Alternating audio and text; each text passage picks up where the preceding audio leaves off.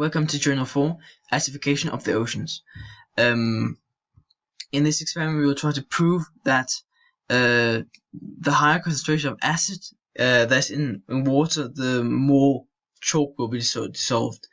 And we can prove this by looking at our theory, which is CaCO3 plus HCl, which translates into chalk plus hydrochloric acid.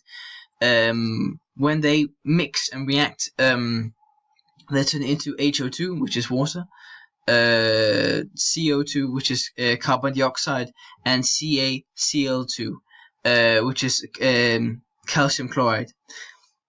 And this proves that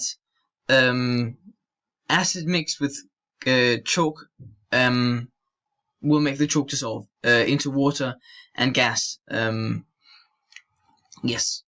So our hypothesis is by increasing the acidity of the water, it will react with the shells and dissolve them. So our experiment, in our experiment, we take some shells and put them into some containers with water.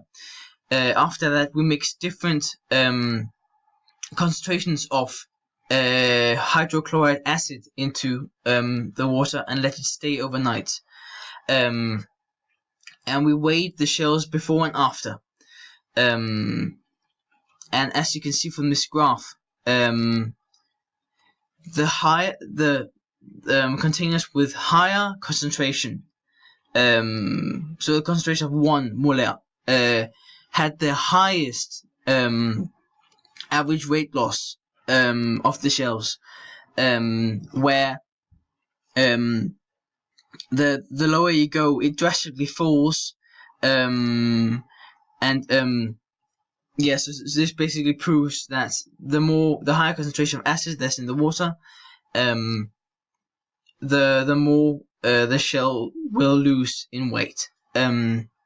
Of course, some of the things we could have done better would be that some of the shells were dry, so they absorbed some of the water and gained weight, actually. So conclusion, the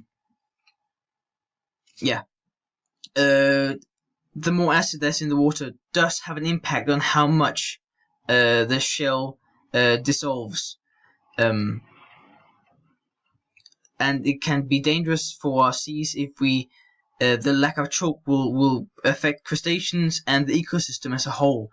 So it's very important that we keep an eye on this. Yes.